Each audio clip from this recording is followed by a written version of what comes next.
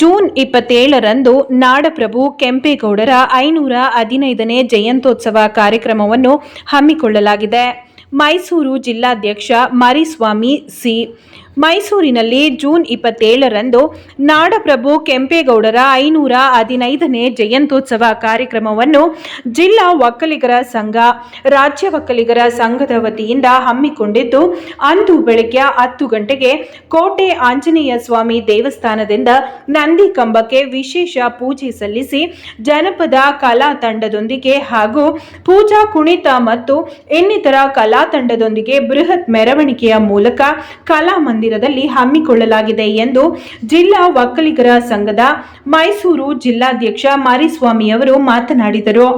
ಇನ್ನು ಜೂನ್ 27ರಂದು ಈ ಬೃಹತ್ ಮೆರವಣಿಗೆಯು ಹೊರಟು ಕಲಾ ಮಂದಿರಕ್ಕೆ ಆಗಮಿಸಿ ಅಲ್ಲಿ ವೇದಿಕೆ ಕಾರ್ಯಕ್ರಮವನ್ನು ಹಮ್ಮಿಕೊಂಡಿದ್ದು, ಅಂದು ಪ್ರತಿಯೊಂದು ಕಾರ್ಯಕ್ರಮವನ್ನು ಮೈಸೂರು ಮಠದ ಸೋಮೇಶ್ವರ ಸ್ವಾಮಿಯವರ ನೇತೃತ್ವದಲ್ಲಿ ಸುಮಾರು 8 ರಿಂದ 10 ಸಾವಿರ ಜನರನ್ನ ಒಗ್ಗೂಡಿಸಿ ಜಾತಿ ಭೇದ ಭಾವ ಇಲ್ಲದೆ ಕಾರ್ಯಕ್ರಮವನ್ನ ಯಶಸ್ವಿಗೊಳಿಸುವುದೇ ನಮ್ಮ ಸಂಘದ ಮುಖ್ಯ ಉದ್ದೇಶವಾಗಿದೆ. ಕಲಾ ಮಂದಿರದಲ್ಲಿ ಜಿಲ್ಲಾಡಳಿತದ ವತಿಯಿಂದ ಅದ್ದೂರಿಯಾಗಿ ಕಾರ್ಯಕ್ರಮವನ್ನ ನಡೆಸುತ್ತಿದ್ದು, ಅಲ್ಲಿಯೂ ಕೂಡ ಜಿಲ್ಲಾ ಉಸ್ತುವಾರಿ ಸಚಿವ ಡಾಕ್ಟರ್ ಎಚ್.ಸಿ. ಮಹದೇವಪ್ಪ ಅವರು, ಪಿರಿಯಾಪಟ್ಟಣ ಶಾಸಕ ಹಾಗೂ ಸಚಿವ ಕೆ. ವೆಂಕಟೇಶ್, ಚಾಮರಾಜ ಕ್ಷೇತ್ರದ ಶಾಸಕ ಹರೀಶ್ ಗೌಡ ಇವರೆಲ್ಲರ ಸಮ್ಮುಖದಲ್ಲಿ ಕಾರ್ಯಕ್ರಮವನ್ನ ಅದ್ದೂರಿಯಾಗಿ ನಡೆಸಲು ತೀರ್ಮಾನಿಸಲಾಗಿದ್ದು, ಸರ್ಕಾರಕ್ಕೂ ಕೂಡ ಒಂದು ಮನವಿಯನ್ನ ಸಲ್ಲಿಸುತ್ತಿದ್ದೇವೆ. ಯಾವುದೇ ಮಹನೀಯರ ಜಯಂತಿಯಾದರೆ ಅಂದು ಸರ್ಕಾರಿ ರಜೆ ಘೋಷಿಸಲಾಗಿದೆ. ಆದರೆ ಕೆಂಪೇಗೌಡ ಜಯಂತಿಗೆ ಸರ್ಕಾರಿ ರಜೆ ಇಲ್ಲ. ನಮ್ಮ ಸಮುದಾಯದ ಬಾಂಧವರು ಈ ಕಾರ್ಯಕ್ರಮದಲ್ಲಿ ಪಾಲ್ಗೊಳ್ಳಲು ತುಂಬಾ ಉತ್ಸುಕರಾಗಿದ್ದಾರೆ. ಆದರೆ ಸರ್ಕಾರಿ ಹಾಗೂ ಖಾಸಗಿ ಉದ್ಯೋಗಿಗಳಿಗೆ ರಜೆ ಕೊಡದ ನಿಮಿತ್ತ ಕಾರ್ಯಕ್ರಮದಲ್ಲಿ ಪಾಲ್ಗೊಳ್ಳಲು ವಂಚಿತರಾಗುತ್ತಿದ್ದಾರೆ. ಇದರ ಹಿನ್ನೆಲೆಯಲ್ಲಿ ಮುಂದಿನ ದಿನಗಳಲ್ಲಿ ಕೆಂಪೇಗೌಡ ಜಯಂತಿಗೆ ಸರ್ಕಾರದ ವತಿಯಿಂದ ರಜೆ ಘೋಷಿಸಬೇಕೆಂದು ಈ ಕಾರ್ಯಕ್ರಮದ ಮೂಲಕ ಸರ್ಕಾರಕ್ಕೆ ಮನವಿ ಮಾಡಿಕೊಳ್ಳುತ್ತಿದ್ದೇವೆ ಎಂದು ಮಾತನಾಡಿದರು. ಇನ್ನು ಇದೇ ಸಂದರ್ಭದಲ್ಲಿ ಕಾರ್ಯಕ್ರಮದಲ್ಲಿ ಪಾಲ್ಗೊಳ್ಳುವಂತೆ ಕೆಆರ್ ಶಾಸಕ ಟಿ.ಎಸ್. ಶ್ರೀವತ್ಸರವರಿಗೆ ಮನವಿ ಪತ್ರ ಸಲ್ಲಿಸಿದರು. ಈ ಸಂದರ್ಭದಲ್ಲಿ ಸಮಾಜದ ಮುಖಂಡರು ಉಪಸ್ಥಿತರಿದ್ದರು. ಇದು ಉದ್ಘಾಟನೆ ಕಾರ್ಯಕ್ರಮ. ಅವತ್ತೊಂದು ದಿವಸ ಮಾನ್ಯ ದಿವ್ಯ ಸಾನ್ನಿಧ್ಯ ವಹಿಸಿರುವಂತಹ ಪರಮಪೂಜ್ಯ ಸೋಮೇಶ್ವರನಾಥ ಸ್ವಾಮೀಜಿಯವರೇ ಇದಕ್ಕೆ ದಿವ್ಯ ಸಾನ್ನಿಧ್ಯ ವಹಿಸ್ತಾರೆ. ಅದರ ಜೊತೆಯಲ್ಲಿ ಉಸ್ತುವಾರಿ ಸಚಿವರಾದಂತಹ ಎಚ್.ಸಿ. ಮಹದೇವಪ್ಪನವರು, ಪಿರಿಯಾಪಟ್ಟಣದ ವೆಂಕಟೇಶ್ ಅವರು ಸಹ ಆಗಮಿಸ್ತಾ ಇದ್ದಾರೆ, ಮಿನಿಸ್ಟ್ರು. ಜೊತೆಯಲ್ಲಿ ನಮ್ಮ ಶಾಸಕರುಗಳು, ಎಲ್ಲ ಶಾಸಕರುಗಳು, ಜಿ.ಟಿ. ದೇವೇಗೌಡರು, ಆಮೇಲೆ ಹರೀಶ್ ಗೌಡ್ರು, ಜಿ.ಟಿ.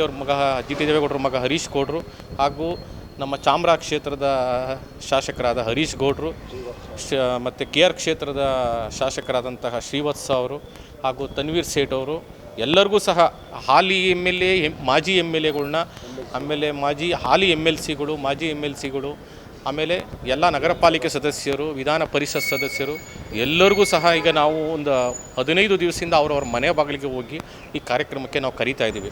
ಅದ್ರ ಜೊತೆಯಲ್ಲಿ ಅವರು ಅವತ್ತೊಂದು ದಿವಸ ಬಂದು ಅವ್ರ ಕಾರ್ಯಕರ್ತರನ್ನು ಜೊತೆಯಲ್ಲಿ ಕರ್ಕೊಂಡು ಬಂದು ಮೆರವಣಿಗೆ ಮುಖಾಂತರ, ಅವರು ನಮ್ಮ ಜೊತೆಯಲ್ಲೇ ಮೆರವಣಿಗೆ ಮುಖಾಂತರ ಬಂದು ಈ ಕಾರ್ಯಕ್ರಮನ ಎಲ್ಲರೂ ಸೇರಿ ಯಶಸ್ವಿಗೊಳಿಸ್ಕೊಡ್ತಾರೆ. ಅದ್ರ ಜೊತೆಗೆ ನಮ್ಮ ಒಕ್ಕಲಿಗರ ಮುಖಂಡರುಗಳು ಸಹ ಇದಕ್ಕೆಲ್ಲರೂ ಭಾಗವಹಿಸ್ತಾ ಇದ್ದಾರೆ. ಇದರಲ್ಲಿ ಯಾವುದೇ ರೀತಿಯ ಇದಿಲ್ಲ, ಅದ್ದೂರಿಯಾಗಿ ನಡೆಯುತ್ತೆ ಕೆಂಪೇಗೌಡ ಜಯಂತಿ. 8 ರಿಂದ 10 ಸಾವಿರ ಜನ ಸೇರ್ತಾರೆ ಅನ್ನೋ ಒಂದು ಇದರಲ್ಲಿದ್ದೀವಿ. ಅವತ್ತೊಂದು ದಿವಸ ನಮ್ಮ ಶಾಸಕರಾದ ಹರೀಶ್ ಗೌಡ್ರು ಅಷ್ಟು ಜನಕ್ಕೂ ಸಹ ಊಟದ ಸೌಕರ್ಯತೆಯನ್ನು ಕೊಟ್ಟಿದ್ದಾರೆ. ಹಾಗೂ ಹಲವಾರು ನಮ್ಮ ಒಕ್ಕಲಿಗ ಮುಖಂಡರುಗಳೆಲ್ಲ ಕೈ ಜೋಡಿಸಿದ್ದಾರೆ. ಕಾರ್ಯಕ್ರಮ ಅದ್ದೂರಿಯಾಗಿ ಆಗುತ್ತೆ. ಇದರಲ್ಲಿ ಯಾವುದೇ ರೀತಿಯ ಅಭ್ಯಂತರ ಇಲ್ಲ. ಅದೇ ನಮ್ಮ ಮುಖಾಂತರ ನಾವು ಒಂದೇ ಮಾತು ನಾವು ಕೇಳ್ತಾ ಇರೋದೇನು ಅಂತ ಅಂದರೆ, ಈಗ ಎಲ್ಲ ಜಯಂತಿಗಳಲ್ಲೂ ಸಾಮಾನ್ಯ ಒಂದೊಂದು ರಜಾ ಅಂತ ಇರುತ್ತೆ. ಆದರೆ ನಮ್ಮ ಕೆಂಪೇಗೌಡ ಜಯಂತಿ ಕಾರ್ಯಕ್ರಮಕ್ಕೆ ರಜಾ ಅನ್ನೋದೇ ಇಲ್ಲ. ಈಗ ಎಷ್ಟೋ ಜನ ಈಗ ಗೌರ್ಮೆಂಟ್ ಅಫಿಷಿಯಲ್ಸ್ಗಳಿದ್ದಾರೆ, ಯೂನಿವರ್ಸಿಟಿಲಿದ್ದಾರೆ, ಎಂತೆಂಥ ಡಿಪಾರ್ಟ್ಮೆಂಟ್ಗಳಿದ್ದಾರೆ, ಅವರು ಕೆಂಪೇಗೌಡ ಜಯಂತಿ ಕಾರ್ಯಕ್ರಮಕ್ಕೆ ಬರೋದಕ್ಕೆ ತುಂಬ ಆಸೆ ಇದ್ದಾರೆ.